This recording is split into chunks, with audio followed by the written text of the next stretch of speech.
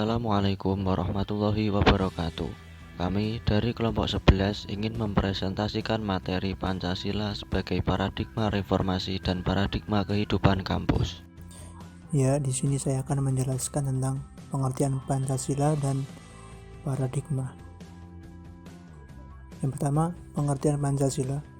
Pancasila itu berasal dari kata panca yang berarti 5 dan sila yang berarti dasar, sendi, asas, dan peraturan tingkah laku yang penting dan baik. Dengan demikian, Pancasila merupakan 5 dasar yang berisi pedoman atau aturan tentang tingkah laku yang penting dan baik. Pancasila dapat kita artikan sebagai 5 dasar yang dijadikan dasar negara serta pandangan hidup bangsa. Suatu bangsa tidak akan dapat berdiri dengan kokoh tanpa dasar negara yang kuat dan tidak dapat mengetahui dengan jelas kemana arah tujuan yang akan dicapai tanpa pandangan hidup. Dengan adanya dasar negara, suatu bangsa tidak akan terombang-ambing dalam menghadapi permasalahan yang baik yang dari dalam maupun dari luar.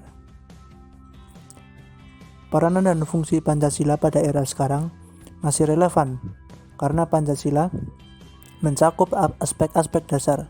Selain itu, Pancasila juga merupakan alat untuk negara, keamanan dan kemakmuran bersama rakyat Indonesia.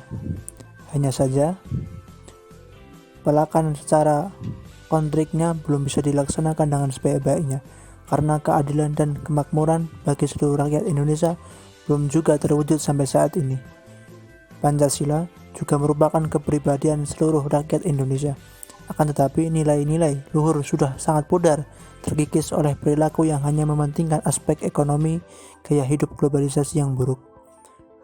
Mengingat sangat pentingnya Pancasila sebagai dasar negara, maka kita harus meneruskan perjuangan serta memelihara, melestarikan, menghayati dan mengamalkan nilai-nilai Pancasila dalam kehidupan sehari-hari agar tujuan dan Pancasila dapat terpenuhi, sehingga akan menjadi ketahanan jati diri bangsa. Kemudian, pengertian paradigma. Istilah paradigma pada awalnya berkembang dalam dunia ilmu pengetahuan, terutama dalam kaitannya dengan filsafat ilmu pengetahuan.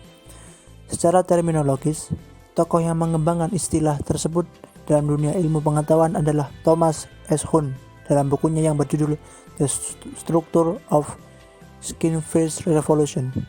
Paradigma juga merupakan suatu asumsi-asumsi dasar dan asumsi-asumsi teoretis yang umum, merupakan suatu sumber nilai, sehingga merupakan suatu sumber hukum-hukum, metode, seru penerapan dalam ilmu pengetahuan sehingga sangat menentukan sifat, ciri, serta karakter ilmu pengetahuan itu sendiri.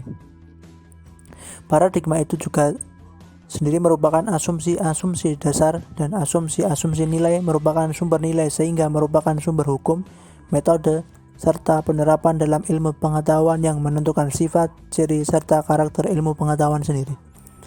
Arti paradigma ditinjau dari asal-usul dari beberapa bahasa, diantaranya menurut bahasa Inggris paradigma berarti keadaan lingkungan, sedangkan menurut bahasa Yunani paradigma yakni para yang berarti di samping, di sebelah dan dikenal.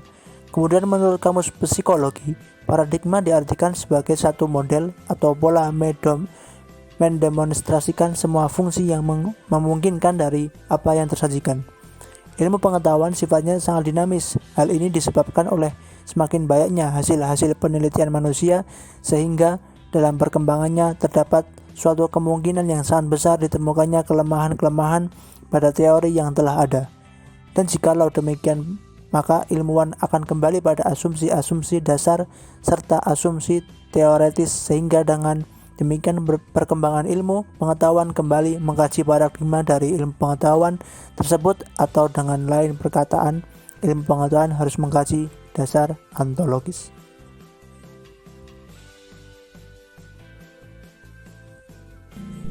Bismillahirrahmanirrahim. Baik, selanjutnya saya akan menjelaskan tentang pengertian reformasi dan syarat-syaratnya. Kata reformasi sendiri berasal dari kata reform dari bahasa Inggris yang artinya memperbaiki dan membentuk ulang. Dalam hal ini, yang dimaksud adalah membentuk ulang memperbaiki atau membuat perubahan dalam suatu sistem pemerintahan yang telah ada sebelumnya menjadi sistem baru, karena sistem yang sudah ada dianggap tidak efisien untuk mencapai tujuan dari sebuah negara. Menurut Samonte dalam Ismiarto tahun 2016 menyatakan bahwa reformasi dianggap sebagai perubahan-perubahan dengan sebuah perencanaan dan adopsi untuk membuat sistem administrasi sebagai badan yang lebih efektif untuk perubahan sosial, sebagai instrumen yang baik untuk membawa persamaan politik, sosial, dan perubahan ekonomi. Adapun syarat-syarat yang harus dipenuhi untuk terjadinya sebuah reformasi diantaranya adalah: yang pertama, terjadi penyimpangan dalam suatu sistem penyelenggaraan negara. Yang kedua, adanya harapan dan cita-cita negara yang lebih baik di masa depan. Dan ketiga, adanya nilai moral dan etika dalam meraih cita-cita tersebut. Selanjutnya adalah tentang tujuan sebuah reformasi. Adanya reformasi pasti mengharapkan tercapainya sebuah tujuan-tujuan tertentu. Nah, tujuan-tujuan tersebut akan mampu tercapai apabila syarat-syarat yang telah disebutkan tadi terpenuhi. Nah, di antara tujuan-tujuan reformasi adalah sebagai berikut. Yang pertama, reformasi tersebut mampu membuat perubahan serius secara bertahap terhadap seluruh tatanan negara. Yang kedua, membentuk ulang struktur kenegaraan yang dianggap sudah tidak efisien untuk dijalankan, termasuk di dalamnya konstitusi. Yang ketiga, memperbaiki setiap aspek kehidupan masyarakat, baik dalam bidang sosial, politik, ekonomi, budaya, dan yang lainnya. Dan yang keempat, mengurangi bahkan menghilangkan tradisi atau kebiasaan buruk masyarakat yang tidak sesuai dengan cita-cita dan tujuan negara. Implementasi Pancasila sebagai paradigma reformasi. Pancasila sebagai dasar filsafat negara berperan penting dalam terjadinya reformasi.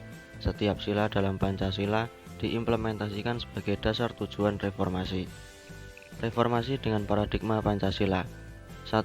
Reformasi berketuhanan yang Maha Esa.